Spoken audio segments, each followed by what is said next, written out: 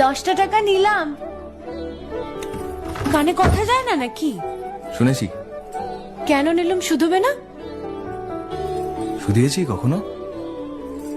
আমি যদি 10টা টাকা উড়িয়ে দিই? দেবে?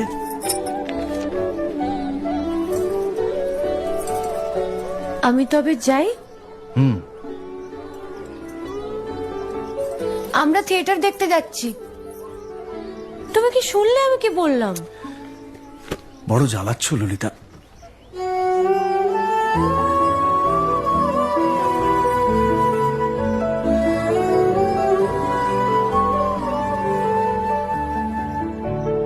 কি হয়েছে?